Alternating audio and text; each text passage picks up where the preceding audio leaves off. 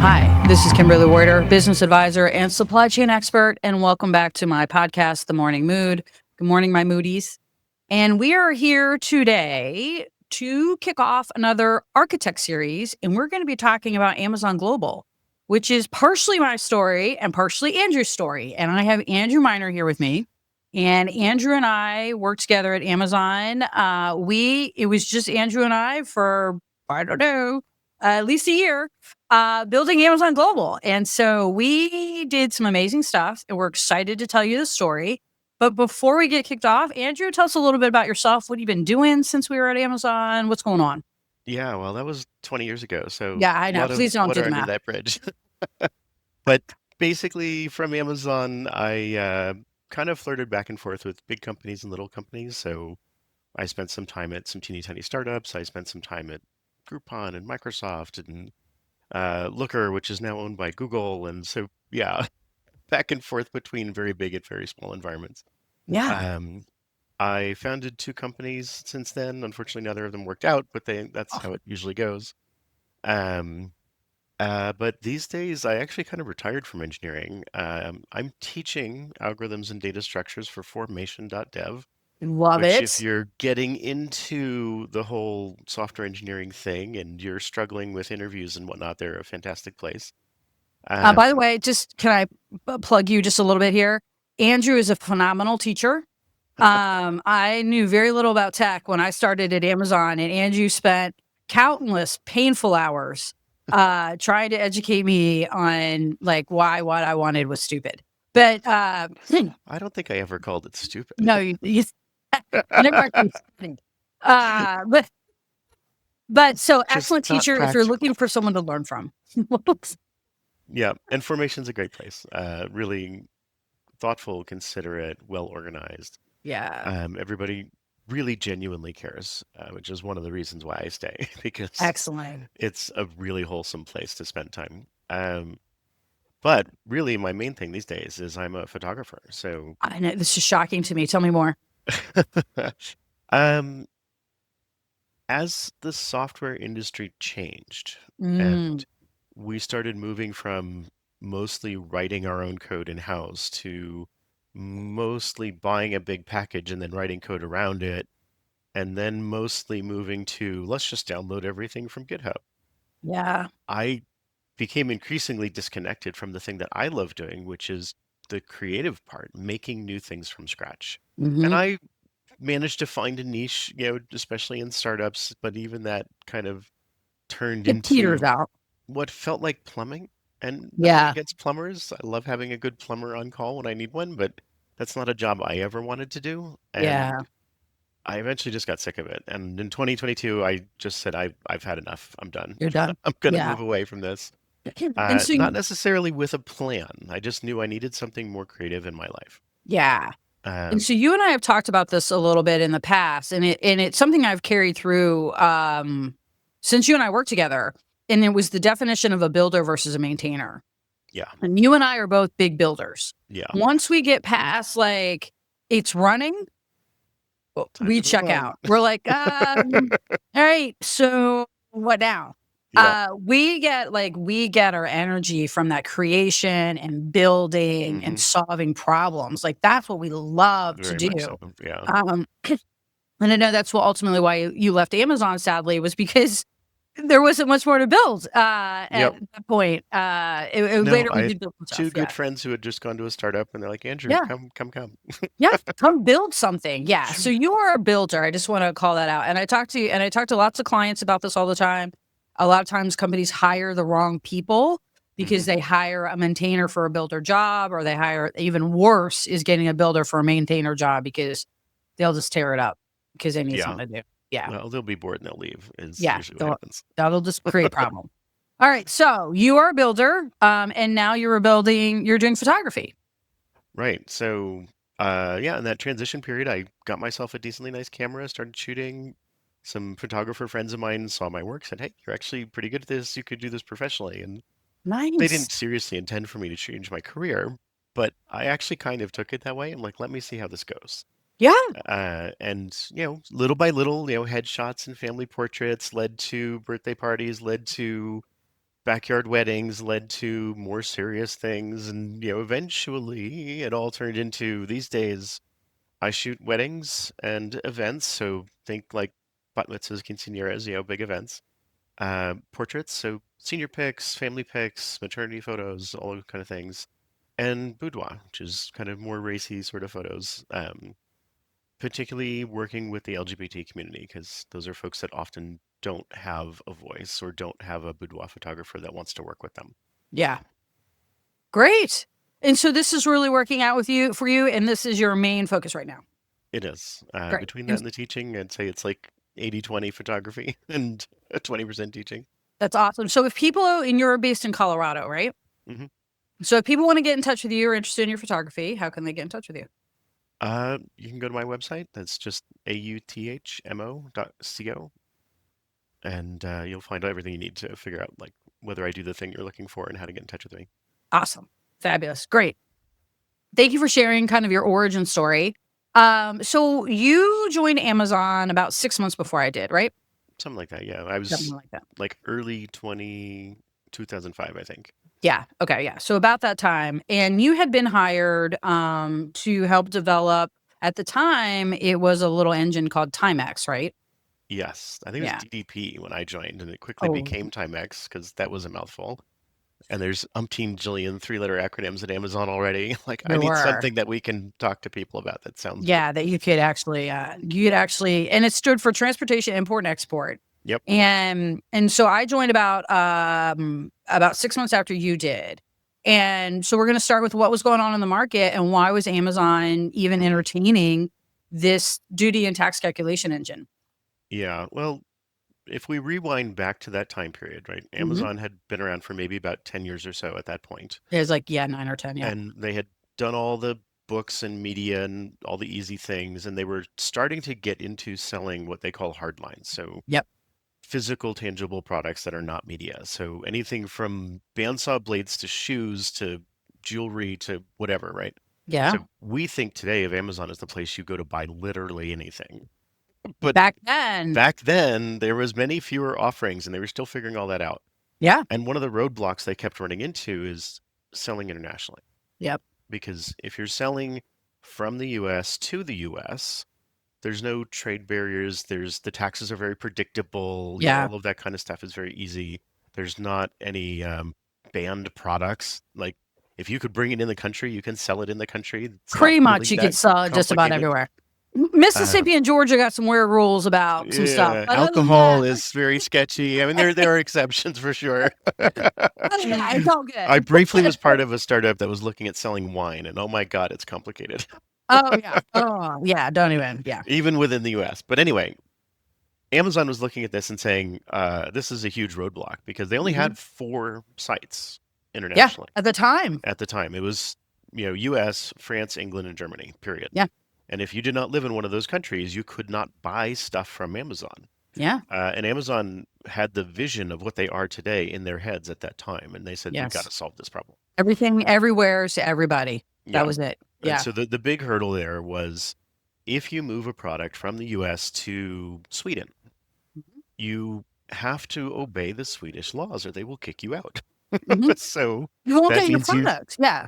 you need to collect all the duties and taxes and VAT and whatever else it is that Sweden has. And if there's a product Sweden doesn't want people to be able to buy, then you have to respect that.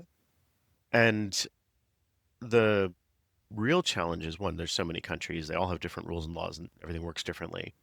And then two, you don't necessarily know what it's going to cost until it gets there. Right. Because, and this is more your area than mine, but I'll keep talking. When it crosses the border, that's the time when some official is going to assess the thing and say, this is this category of product. It falls under these regulations, these percentage of taxes and whatever apply. Yep. Carrier, DHL, whoever it is, you owe us this much money before we're going to let this box move past that line. Yeah. And they pay, and the box moves past the line, and now DHL's like, well, I want my money Now you back. got to pay me. And so DHL goes to their client, and instead of leaving the package at their door, like we kind of expect from our experience with Amazon these days, they're going to leave a note on your door saying you owe us $50. Yes. Yeah. And the And so client didn't know this was coming, and they're they like, didn't know. "What is this? I ordered whatever the hell I ordered, and I don't want to pay $50. Amazon, never mind, I don't want it." Yeah.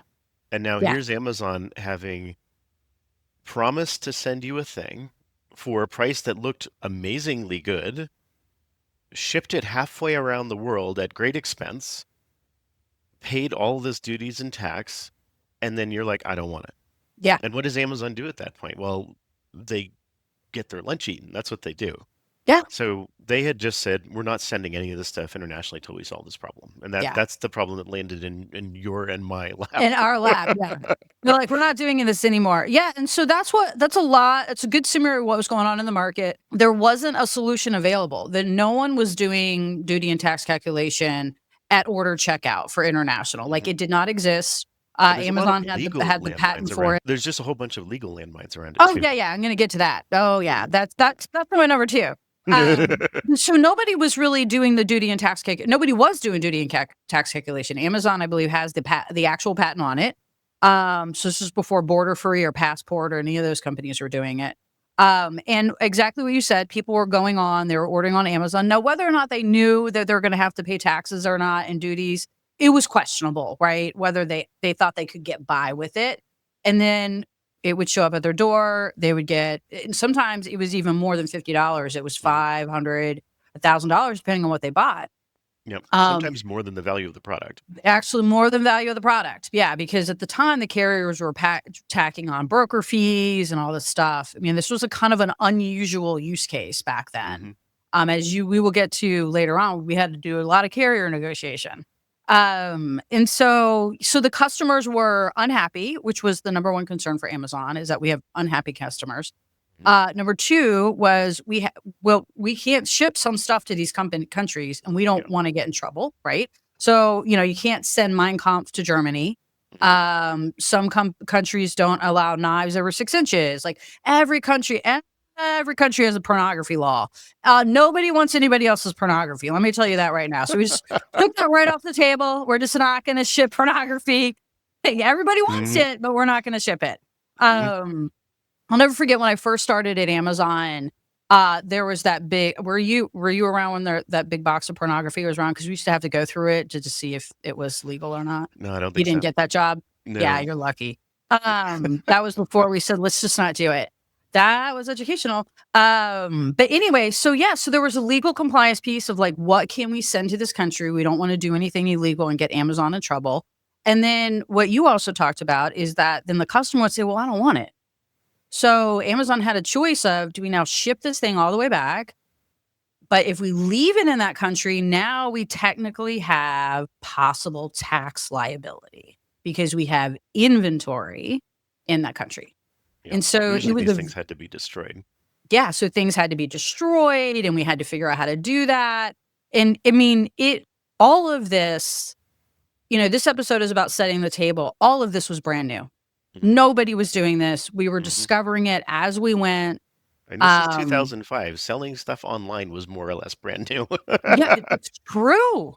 That's true. Yeah, more or less online. And the marching orders that you and I had been given, and it's a very similar story we hear from a lot of people in the early days at Amazon, where they would pick a person or two people, an engineer and a business person, and they would say, we're not sure about it, but we're going to let you run with it. Right? And then you got a year. They'd be like, you got a year to go prove that this is a viable thing. Or at least we should keep doing this. Right? Yes. Very frequently at Amazon, and I don't know that your audience necessarily knows about two pizza teams and all that, so maybe Let's talk about brief version.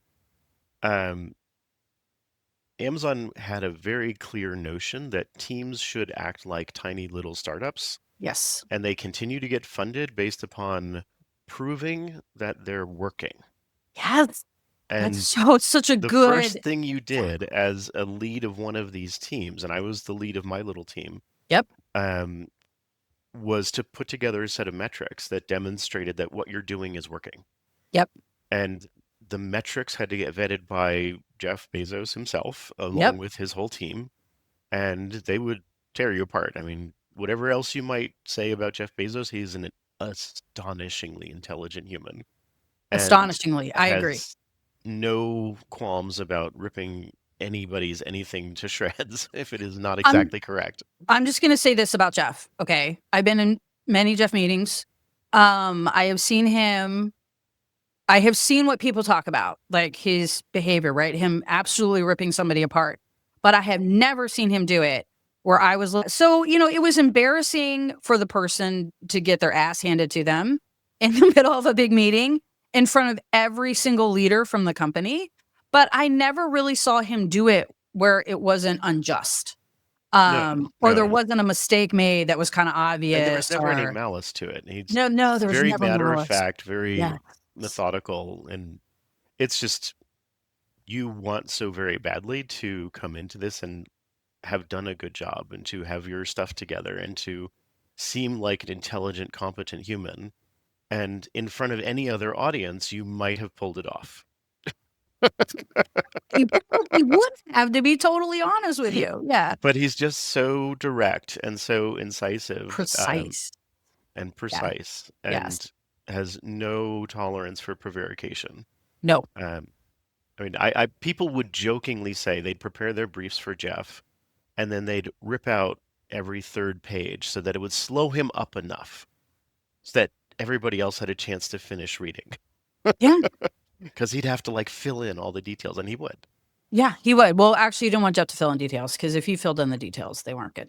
But yeah, my personal experience was don't let Jeff fill in details. You tell him exactly what needs to happen. But yeah, but you're right. So back to you talk about this, how Amazon started back then. You're right. We were all just little startups. And that's how Amazon treated us. And we had to prove that we had a valuable product. They were actually doing something for the customer. We're putting money on the books. Or we didn't get funded. Like we didn't. And it happened all the time. That And it happened all an the initiative would time. start, they would try something out for a year, and then they'd come Go back at away. the end of the time, and they'd be like, "This experiment does not justify continuing. We're gonna break up the team and assign everybody different things, and off you go." And And it happened even in all the that, time with them. it's not a failure. It's No. proof of this is not a thing that's worth doing right now. At this moment, this wasn't one. And you're right. It did happen all the time back then. We did open and shutter stuff. And I think the best example of that, people are like, and so here's the other thing. People see what comes out of Amazon as a whole product, right? They don't see what goes on behind the scenes. So, like, Mhm. when I tell people talk about Kindle all the time. For a while, people used to be like, well, we want our Kindle moment. I'm like, let me tell you how long the Kindle moment took 7 years. Yeah, We were working on Kindle when you and I first started in like 2005, I remember 2006. seeing very We're clunky early close. versions Oh, of the what was early, going to become the Kindle. I have one of the original Kindles, and it was an ugly thing. Yeah. But yeah, but that was 7 years in the making before we had a commercially viable product. Hmm. And so same thing we're talking about with this. Like Amazon builds and fails all the time in pivots. The other great example of it is the Fire Phone, right? You weren't around for the Fire Phone. But for No. a hot minute, Amazon was going to sell phones. Yep. Yeah. Didn't work out. But So it turned another into the example. Fire TV, and that's still a thing. The Fire tablet and the Fire TV, and that's a really good story of how Amazon pivoted, right? It started with the Fire Phone. After the Kindle, they wanted to capture all of the sort of digital content for a customer. Right. Fire Phone did not work out. That went to the Fire tablet, which still sort of lives, and then we got the Fire TV. Mhm. Yeah, so that's a great example of Amazon pivots. So that's kind of where we were when you and I started in 2005, 2006. Amazon was curious about, can we ship stuff globally and keep our customers happy and keep us out of jail? And that was a big thing for us back then too, because we were growing at hyper speed. Yeah. And so tax and legal were like involved in every conversation because we needed to understand if this thing went tits up, what are we dealing with? Yeah. No, I had Dean's number on speed dial. Oh yeah, we burned through a few lawyers. There was Aaron, and then there was Mike, and then there was Martha. Yeah, we burned through a few lawyers. Yeah, so very interesting time. So just to recap, at the time, no one was really shipping international with duty and tax calculation. If you were buying something internationally, you were getting a big surprise when it showed up at your door. You didn't have a lot of tracking or control. And then Amazon had some real tax and legal concerns about what happens to this inventory when it sits in another country. Mm-hmm. Yep. And so that's where we were. Andrew and I came in. We got a runway in a year, and then we went. Well, I should clarify too that this is the 5th attempt by the time you and Yes. I came around. That and I not didn't know to, about that, by the way. yeah, not to cast shade on anybody who came before, but that's how many times it took of let's see if this strategy to get this to work will go, and it didn't. And Yeah. so they shut it down and said, okay, we're not doing that.